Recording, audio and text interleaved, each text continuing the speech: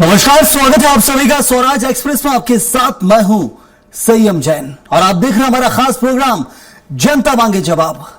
मध्य प्रदेश में सुशासन अब सिर्फ दफ्तरों तक सीमित नहीं है, बल्कि मंत्रालय से लेकर मैदान तक एक्शन में नजर आ रहे हैं। जहां राजधानी भोपाल के बल्लभ भवन में शुरू हुई सख्ती अब सीधी और गुना के मैदान में तक पहुंच गई है, तो वहीं मुख्यमंत्री मोहन यादव ने पहले ही साफ कर दिया था कि सरकारी दफ्तरों से टाइम बाउंड और अनुशासन से कोई समझौता नहीं होगा। सुबह 10 बजे से शाम 6 बजे तक अनिवार्य उपस्थिति और हर कर्मचारी की मॉनिटरिंग के सख्त निर्देश दिए। और अब सीधी जिले में औचक निरीक्षण किया, तो जहां जनता से सीधा संवाद हुआ और शिकायतों के बाद कलेक्टर पर कार्रवाई हुई है, तो वहीं गुना में पुलिस या लापरवाही पर एसपी तक को हटाने का बड़ा फैसला लिया गया। यानी सरकार अब सिर्फ आदेश देने तक नहीं, बल्कि जमीन पर उतरकर जिम्मेदारी तय कर रही है। साफ संदेश है, काम में लापरवाही हुई तो कार्रवाई तय है।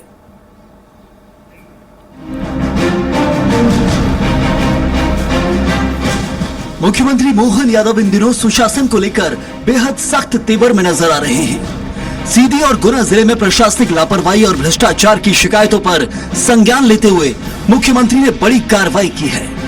साफ कर दिया है कि जो अधिकारी जनता की समस्याओं को हल नहीं कर सकते, उन्हें फील्ड में रहने का कोई हक नहीं है। मध्य प्रदेश के मुख्यमंत्री मोहन यादव ने प्रशासनिक व्यवस्था में कसावट लाने के लिए कड़ा रुख अख्तियार किया है।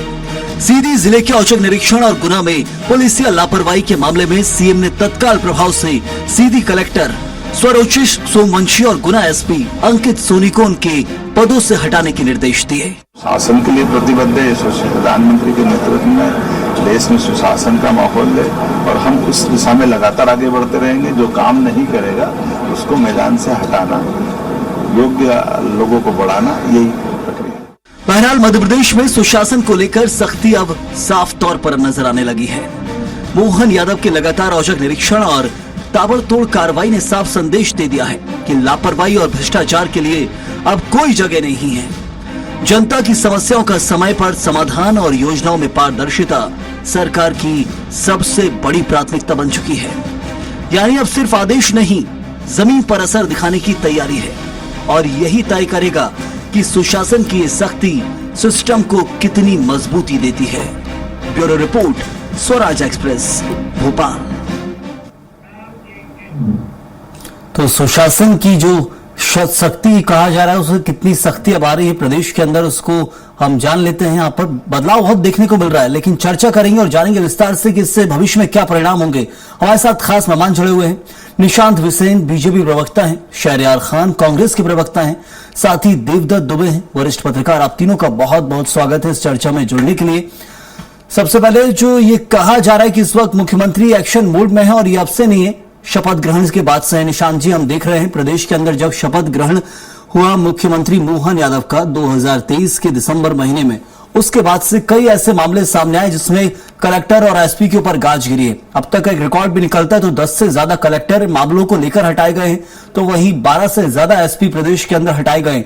2-2.25 साल के रिकॉर्ड में हम देखते हैं तो बदलाव कितना आया प्रदेश के अंदर, क्योंकि जनता खुश हो जाती कि हाँ, उनकी शिकायत को यदि कलेक्टर ने नहीं सुना है, अधिकारी ने नहीं सुना है, तो कम से कम मुख्यमंत्री ने तो सुना, एक्शन तो लिया है। बिल्कुल संयम जी, माननीय मुख्यमंत्री जी लगातार जीरो टॉलरेंस की दिशा में काम कर रहे हैं। मार्च 2025 में मुख्यमंत्री डॉक्टर मोहन यादव जी ने यह कहा भी था कि जीरो टॉलरेंस की नीति का परिणाम है कि महिला और बाल अपराधों में लगातार कमी आई है। इसके अलावा अगर हम देखें तो अपराध का ग्राफ तेजी से नीचे गिरता जा रहा है। अगर 2024-25 की बात करें तो कुल अपराधों में 8% की कमी आई है। यानी ये साफ है कि मध्य प्रदेश की सरकार जीरो टॉलरेंस की दिशा में काम कर रही है और माननीय मुख्यमंत्री जी की जो प्रतिबद्धता है इस दिशा में, वो ग्राउंड लेवल पर भी दिखाई देती है। हमारी सरकार सिर्फ भोपाल से नहीं चलती। माननीय मुख्यमंत्री जी कोशिश करते हैं कि जिलों में जाकर वो वस्तु स्थिति से को देख पाए, लोगों से संवाद कर पाए। ऐसा ही मामला हमने हाल में देखा था जब सीधी में उन्होंने पाया जनसंवाद के दौरान किसी तरह का असंतोष था वहां पर, चाहे वो हितग्राही हो, कार्यकर्ता हो, दूसरे आम जनता हो, तो एक जो राय निकल कर आई उसके बाद एक सख्त संदेश मुख्यमंत्री जी ने दिया। इसका मकसद सिर्फ यही है कि गवर्नेंस सही दिशा में आगे बढ़े। हमने जो मानक सेट किए हुए हैं सरकार चलाने के लिए, उस दिशा में चाहे वो ब्यूरोक्रेसी हो, चाहे हमारा पूरा प्रशासनिक तंत्र हो, चाहे नीचे का कर्मचारी अमला हो, सभी सरकार की जो मंशा है उसके मुताबिक काम करते रहें।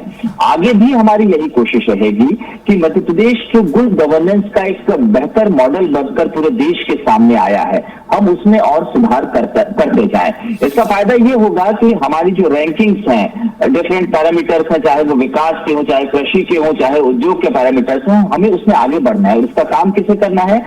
हमारे ब्यूरोक्रेसी को, हमारे प्रशासनिक तंत्र को। लेकिन निशांत जी, इन सब मामलों में बहुत सारे ऐसे मामले अब तक हमने देखे हैं। मुख्यमंत्री मोहन यादव ने जब से पदभार ग्रहण किया उसके बाद से हमने देखा कि बहुत सारे ऐसे मामले हैं, चाहे मऊगंज का मामला हो या फिर शाहजहांपुर के कलेक्टर को हटाया गया क्योंकि कलेक्टर ड्राइवर को औकात दिखा रहे थे कि तुम्हारी औकात क्या है। उसके बाद कलेक्टर के ऊपर एक्शन लिया गया, कई जगह एसडीएम के ऊपर, प्रदेश के जो प्रशासनिक अधिकारी उनके ऊपर, और आईपीएस ऑफिसर्स, आईएएस ऑफिस, सबके ऊपर एक्शन हुआ। अब तक बहुत ऐसे रिकॉर्ड है। इंदौर के भागीरथपुरा का मामला हो, उसमें भी कार्रवाई हुई, निगम आयुक्त को हटाया गया। एक्शन तो होता है, लेकिन हमने देखा है कि सिर्फ एक्शन पोस्टिंग को लेकर होता है। ट्रांसफर, क्या ट्रांसफर की प्रक्रिया एक तरह से हम ये समझें कि वो कोई दंड दिया जा रहा है? ट्रांसफर क्या दंड हो सकता है अधिकारियों के लिए? क्योंकि उससे बहुत ज्यादा बदलाव नहीं आता है। हाँ, यह है कि कार्य जो रुका हुआ था वो संचालित होने लगता है, शुरू हो जाता है, लेकिन ट्रांसफर क्या दंड हो सकता है क्या? देखिए, किसी भी काम को करवाने की जो एग्जीक्यूटिव बॉडी है वो तो प्रशासनिक तंत्र ही है। उन्हीं लोगों को काम करवाना है, चाहे वो पुलिस महकमा हो, चाहे राजस्व हो या फिर दूसरे विभाग हो। अगर अधिकारी कर्तव्य परायणता के साथ काम नहीं करेगा तो मुश्किल कैसे होगी? जनता को मुश्किल होगी। तो सरकार को तो एक संदेश देना ही होगा। कार्रवाई भी किस तरीके से होगी? कार्रवाई सस्पेंशन की होगी या ट्रांसफर की होगी? तो जब तक अधिकारियों में या कर्मचारियों में ये भय नहीं होता कि सरकार की उन पर नजर है, उन्हें पूरी जवाबदेही से काम करना है, क्योंकि सरकार तो ये तय करके आगे बढ़ रही है जीरो टॉलरेंस के साथ आगे चलना है, गुड गवर्नेंस के साथ आगे बढ़ना है, लेकिन जो एग्जीक्यूशन करना है वो तो प्रशासनिक तंत्र को ही करना है। तो ये डर प्रशासनिक तंत्र में होना बहुत जरूरी है। और समय समय पर जिस तरीके के मामले सामने आते हैं, ये एक तरीके से सुधार की दिशा में ही आगे बढ़ते हैं। चलिए, बिल्कुल। शहरार जी, ये लग रहा है कि ट्रांसफर की जो प्रक्रिया अपनाई गई है प्रदेश के अंदर, ट्रांसफर हर सरकार करती है। एक होता है ट्रांसफर करना कि हमें इस अधिकारी की इधर जरूरत है और इस अधिकारी की यहां जरूरत है। एक होता है मामले सामने आने के बाद उसके लेकर ट्रांसफर करना। तो ये जो मामले सामने आए, सीधी के हो, गुना के हो, इसमें एक जगह आईएएस और आईपीएस ऑफिसर्स को हटाया गया। ये क्यों हटाया गया? क्योंकि उनके खिलाफ शिकायत थी, उनके जिले में परेशानी थी, समस्या थी, भ्रष्टाचार था, उसके ऊपर एक्शन नहीं लिया गया और यही कारण है कि उन्हें हटाया गया। तो मामलों को लेकर सिर्फ ट्रांसफर, क्या लगता है कांग्रेस को कि प्रदेश में सुधार की दिशा की और काम है? देखिए संयम जी, ये मध्य प्रदेश पहली बार इस तरह का आचरण नहीं देख रहा है। यहाँ पर सरकार का जो इकबाल है वो बुलंद नहीं है। निश्चित ही अंधेर नगरी चौपट राजा की जो एक कहावत है वो मध्य प्रदेश में 100% सटीक बैठ रही है। उसकी भी वजह है, हमारे बीच पैनल में देवदत्त जी हैं, वो भी उस पर विस्तार से बात करेंगे। उसकी वजह ये है कि जब उन अधिकारी कर्मचारियों को मालूम है कि वहां के स्थानीय नेता, भोपाल के नेता सब उन्होंने सेट कर रखे हैं, सब पे महीना बंधा है, हफ्ता बना है, तो निश्चित ही उनका डर और भय खत्म हो गया। वो जनता जनार्दन के प्रति उत्तरदायी नहीं है। वो भाजपा के उन विधायकों का, मंत्रियों का और वहां के स्थानीय नेताओं के कहीं न कहीं पट्टेवाद की जो नीति है उसको पोषित करने का काम कर रहे हैं। तो इसलिए लगभग जो 21-22 साल से मध्य प्रदेश में ये भाजपा की जन विरोधी सरकार है, चाहे वो शिवराज जी के 15 साल हो, 17 साल हो, या अब इनके 3 साल 2-2.5 साल हो, तो ये सब चीजें मिलाकर जो कर्मचारियों में वो डर और भय और नहीं, लेकिन शहरियार जी, हफ्ता बंदा है, महीना बंदा है, लेकिन वो अब बाधित हो रहा है ना, क्योंकि एक्शन हो रहा है, क्योंकि मुख्यमंत्री एक्शन ले रहे हैं, उन्हें हटा रहे हैं। तो ट्रांसफर क्या प्रशासनिक सुधार ला सकता है? आप बोल रहे हैं हफ्ता महीना बंदा है, वो ठीक है, लेकिन अब हटा भी दिया गया है, तो इससे बाधित तो हो रही है कहीं ना कहीं जो प्रणाली चल रही है आपके नजरिए से।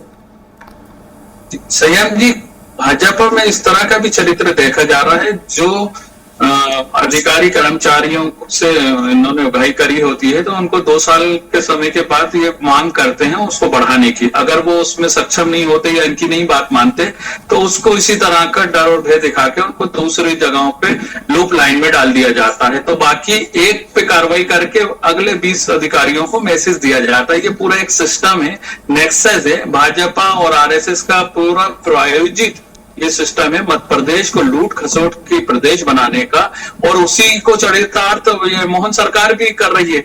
और इस पे और गहराई से अगर हम बात करें तो यहाँ पर पेटी पैक एजेंडे हैं और एजेंट हैं, जो कि मेरे को जो जानकारी है बल्लभ भवन से, हाँ। 25 करोड़ के आसपास का कलेक्टर का रेट है। एक मामूली ट्रेआई का रेट लगभग 50 से 1 करोड़ का है, डिपेंड करता है कौन सा थाना है, कहाँ से उगाही ज्यादा हो सकती है। ये शराब के ठेकों के जो अधिकारी हैं एक्साइज के, उनके अलग रेट हैं। तो ये पूरा एक इन्होंने कॉर्पोरेट नेक्सस की तरह इसको पिछले 22 साल में मध्य प्रदेश में स्थापित कर दिया है। जो उस फ्रेम में बैठता है वो अधिकारियों को उसका प्रसाद मिलता है, जो उनकी मांगे जो बढ़ी हुई होती हैं उसको पूरा नहीं करते हैं तो उनको लूप लाइन में डाल दिया जाता है। बिल्कुल, इसको लेकर क्या कुछ राय है मैं वो भी जान लेता हूं। लौटता हूं आपके पास, बहुत बड़े आरोप हैं, इन पर जवाब भी लेंगे बीजेपी प्रवक्ता जो हमारे साथ जुड़े हुए निशांत जी, उनसे भी। लेकिन सबसे पहले देवदत्त जी, ट्रांसफर क्या सजा हो सकती है? ट्रांसफर की प्रक्रिया ही अपनाई जाती है, कलेक्टर कुछ करे अपने जिले के अंदर, करे या नहीं करे, उनके निचले अधिकारी कुछ करें गलत करें, सीधी जिम्मेदारी कलेक्टर की, और ऊपर से होता क्या ट्रांसफर। ट्रांसफर क्या कोई दंड होता है? क्योंकि अधिकारी तो आते हैं जाने के लिए, ये तो हम कहावत सुनते आए हैं।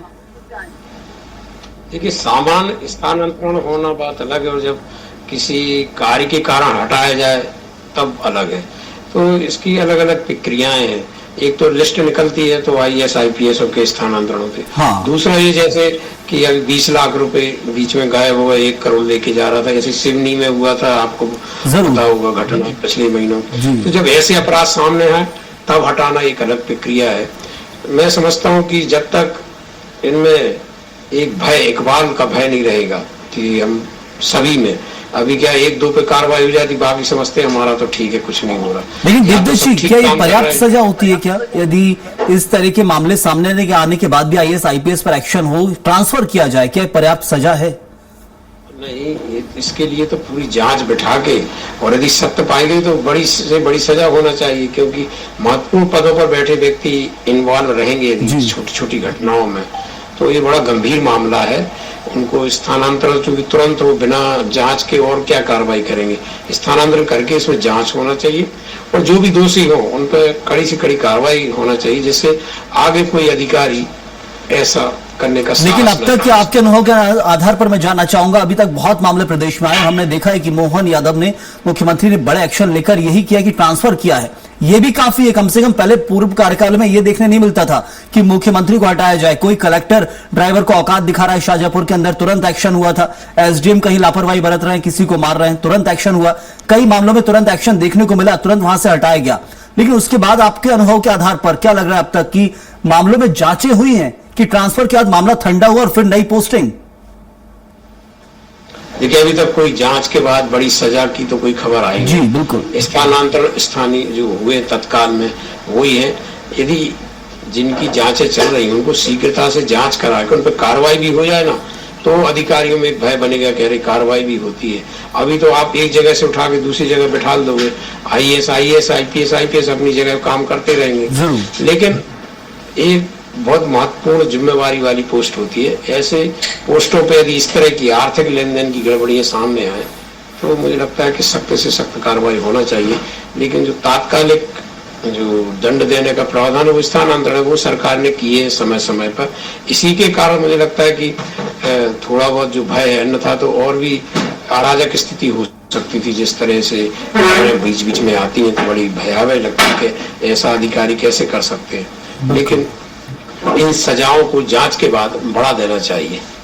चलो, लौटता हूं आपके पास। निशांत जी, कुछ कहा जाए इस मामले को लेकर तो यही है कि ट्रांसफर्स हो रहे हैं, तात्कालिक स्थानांतरण हो रहा है, लेकिन वो सजा नहीं हो सकती, उदाहरण नहीं बन सकते, हम किसी को बता नहीं सकते कि देखिए ये सजा इन अधिकारी को हुई थी, इस मामले में ये गलत किया था किसी के साथ। स्थानांतरण, ट्रांसफर सबसे पहला एक्शन है और मुझे लग रहा है वही फाइनल एक्शन है, क्योंकि बहुत सारे ऐसे मामले जिनमें कोई एक्शन हुआ नहीं है, ट्रांसफर हुआ बस, जांचें नहीं हुई है, किसी अधिकारी को सजा नहीं हुई है। ये ऐसे हमारे पास मामले सामने नहीं आए मध्य प्रदेश के अंदर, ट्रांसफर के रिकॉर्ड निकालें तो। जी आप इसे सिर्फ ट्रांसफर तक सीमित मत रखिए, इसे इस तरीके से समझा जाना चाहिए कि मध्य प्रदेश में एक बड़ा तंत्र काम कर रहा होता है, चाहे वो सरकार के स्तर पर है, प्रशासन के स्तर पर है, या आप नीचे जाए तो जनप्रतिनिधियों के रूप में है। हम सबकी जवाबदेही जनता के प्रति है। हमारे ग्रामीण क्षेत्रों में रहने वाले जो लोग हैं उन्हें किसी तरह की परेशानी ना हो, उनके बहुत छोटे छोटे से काम होते हैं, चाहे वो ग्राम पंचायत हो, तहसील हो या कलेक्टर के स्तर पर हो। इन सभी कामों का सुचारू रूप से चलना, हितग्राही मूलक जो योजनाएं हैं वो सही तरीके से पहुंचना, ये हमारी सरकार की प्राथमिकताएं हैं। यही इसी दौरान अगर कोई कड़ी कमजोर मिलती है या कोई अपनी जिम्मेदारी को ठीक तरीके से नहीं पूरा करता है और मुख्यमंत्री जी के संज्ञान में अगर ऐसा कोई मामला आता है तो उन्होंने तुरंत एक्शन लेते हुए सबसे पहले उस कमजोर कड़ी को सिस्टम से हटाया, या एक तरीके से कहें कि उस काम से दूर किया। ये इसीलिए किया गया ताकि जो हमारा ध्येय है, हमारा जो लक्ष्य है, हम जिस तरीके से काम करना चाहते हैं, हमारी वो गति लेकिन निशांत जी यहाँ पर आरोप विपक्षी दल के, जो कांग्रेस से विपक्षी दल, उसके आरोप कुछ और हैं। इकबाल बुलंद है। कांग्रेस के आरोप ये हैं, कांग्रेस फिलहाल ये कह रही है कि ये सिर्फ इसलिए किया गया क्योंकि पार्टी संतुष्ट नहीं होगी वहां पर नेताओं से, और यही कारण है कि वहां से हटा दिया गया। वो तो कुछ और ही बता रहे हैं। वल्लभ भवन के अंदर क्या आंकड़ा चल रहा है, क्या कुछ कहानी चल रही है, बहुत सारी पोले खोलते नजर आ रहे हैं शहरयार जी। कांग्रेस की बातों को बहुत गंभीरता से लिए जाने की जरूरत नहीं है। वो नॉस्टैल्जिक हो रहे हैं। वो 15 महीने का जो शासनकाल है, लेन देन का रेट लिस्ट तो अपने समय की लगता है अपने पॉकेट में ले आए हैं। तो इस तरीके की चीजें मध्य प्रदेश की भारतीय जनता पार्टी की सरकारों में नहीं चलती। हम 2 दशक में सरकार में है, हमारा इकबाल भी बुलंद है और हम गुड गवर्नेंस और अकाउंटेबिलिटी का मध्य प्रदेश देश में बहुत अच्छा उदाहरण पेश करता है। इस पर हर व्यक्ति को गर्व होना चाहिए। भारतीय जनता पार्टी को तो गर्व है ही, अपने मध्य प्रदेश पर कांग्रेस को भी गर्व होना चाहिए। और अब जो रेट लिस्ट आपकी 15 महीने की सरकार की रखी हुई है ना भाई साहब, उसे फाड़ दीजिए। अब उस रेट लिस्ट का मध्य प्रदेश में कोई मोल नहीं है। शहरयार जी, आपकी रेट लिस्ट आप याद दिला रहे थे, ये कहना है निशांत जी का, कांग्रेस के कार्यकाल में क्या होता था 15 महीने की सरकार में, वो सब नहीं हो रहा है इस वक्त। आप जो आरोप लगा रहे हैं उनसे हटके हैं, बोल रहे एक्शन भी बहुत ज्यादा हो रहा है इस वक्त और ट्रांसफर तक सीमित नहीं रखना है इसको। देखिए संयम जी, आप मध्य प्रदेश के एक वरिष्ठ पत्रकार हैं, बुद्धिजीवी हैं, सब आप तक खबरें छन के आती। नारायण टैक्स कहां पर और किसकी वजह से लग रहा है, ये मध्य प्रदेश बखूबी जानता है। मध्य प्रदेश में भ्रष्टाचार का आलम यह है कि यहाँ पर एक मामूली सिपाही करोड़ों के सोने के साथ पकड़ाता है और उस सोने का आज कोई वारिस नहीं आया है। लगभग साल भर से ऊपर वो समय बीत गया और ये सरकार ने उसका कोई संज्ञान नहीं लिया। उस जांच का क्या हुआ कुछ नहीं मालूम। मध्य प्रदेश में जो भी ऐसे जांच आयोग बनते हैं, उन जांचों का कहां दम घुट जाता है।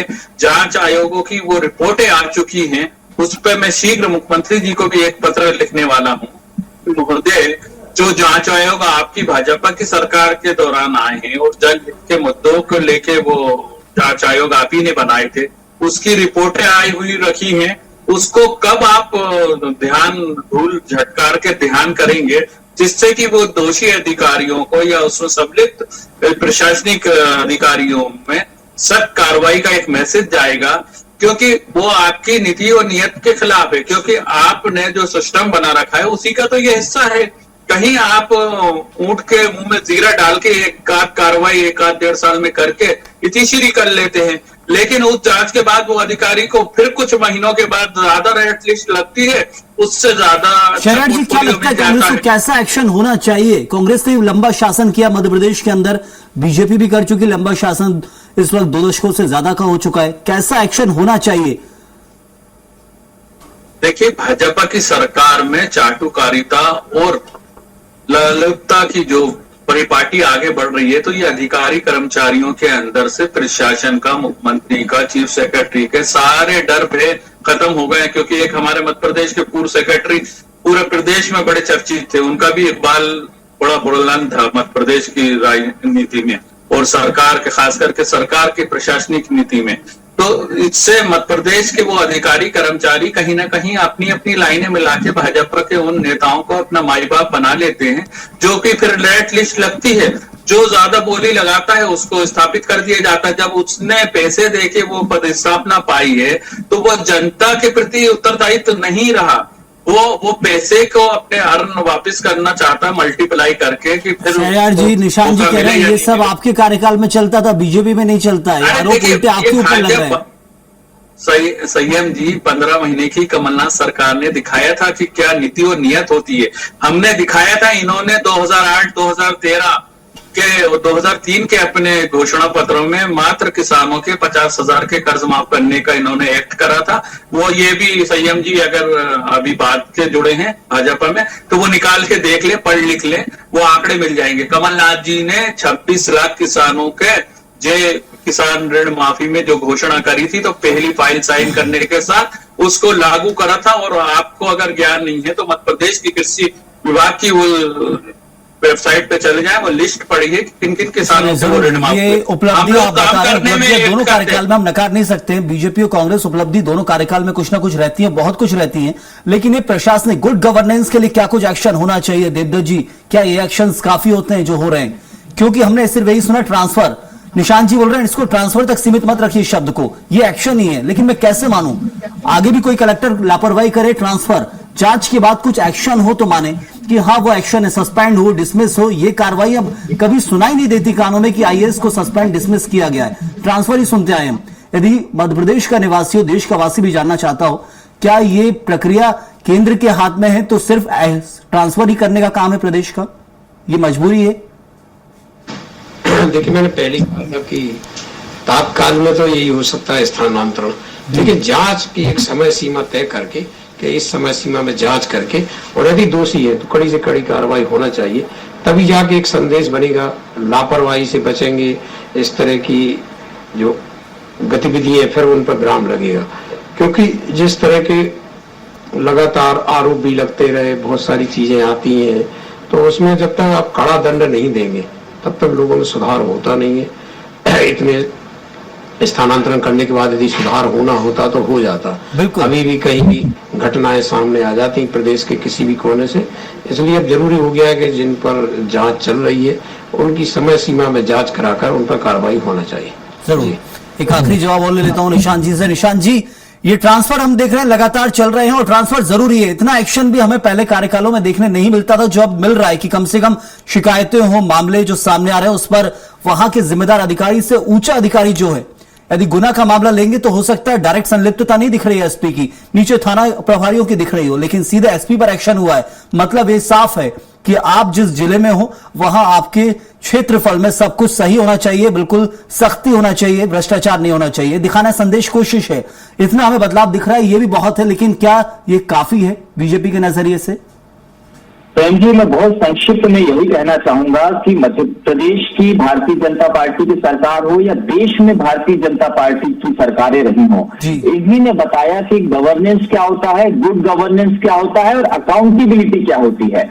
सुशासन और जवाबदेही जैसे शब्द और इन शब्दों को वास्तविकता में बदलना, ये भारतीय जनता पार्टी की सरकारों ने सिखाया है। यही वजह है कि एक प्रदेश का मुख्यमंत्री एक जिले में जाता है, जब वहां की जनता के दुख दर्द को समझता है तो सीधे कलेक्टर पर एक्शन लेता है। ये सिर्फ भारतीय जनता पार्टी की सरकारों में संभव है। 2.5 वर्ष का समय हुआ है डॉक्टर मोहन यादव जी की सरकार है। हम लगातार, चाहे वो क्राइम रेट हो, चाहे महिलाओं के प्रति हो, चाहे बच्चों के प्रति हो, चाहे दूसरे अपराध, हम इसमें लगातार गिरावट कर रहे हैं। समय कम है, अन्यथा मैं आपको 20 साल पहले ले जाता और बताता कि चोरी, डकैती, बाल अपराध, रेप और दूसरे अपराधों में मध्य प्रदेश की क्या स्थिति थी। हम वहां से बहुत निकल कर आगे आ गए हैं। लगभग 15% का रेप का हिस्सेदारी थी मध्य प्रदेश की। देश का जो टोटल क्राइम था वो हम घटाकर 12% पर ले गए हैं। कहने को बहुत सारी बातें हैं, कांग्रेस अपनी लिस्ट में, फिर दोबारा कह रहा हूं, जिस तरीके की गैर तार्किक बातें कर रहे हैं, अपने दौर की वो लिस्ट काट दीजिए जिस रेट लिस्ट की आप बात कर रहे हैं। ये सुशासन का मध्य प्रदेश है और आपके शब्दों में हमारा इकबाल बुलंद था और बना रहेगा। मध्य प्रदेश की जनता भारतीय जनता पार्टी की सरकार में विश्वास रखती है। शहरयार जी कुछ कहना चाह रहा हूं, उनसे भी ले लेता हूं। हाँ शहरयार जी बोलिएगा। वही पुरानी बातों को रिपीट कर रहे हैं, रेट लिस्ट की बात कर रहे हैं। आप बता दीजिए आपके यहाँ की रेट लिस्ट क्या है? मध्य प्रदेश में क्राइम रेट में देश में मध्य प्रदेश तीसरे नंबर पे है। बैठे करिए, पढ़ लिख के बैठा करिए। मध्य प्रदेश क्राइम रेट में, महिला अत्याचार में, आदिवासी अत्याचार में देश में ऊंचाइयां छू रहा है। आप क्या बात करेंगे? मध्य प्रदेश में नौनिहालों की शिक्षा का स्तर यह है कि राजभवन की दीवार के पास के स्कूल में तबेला बना हुआ है, वहां आप बात कर रहे हैं कि बड़ी बड़ी बातें हम सीएम राइज स्कूल बनाएंगे 23-24 करोड़ का।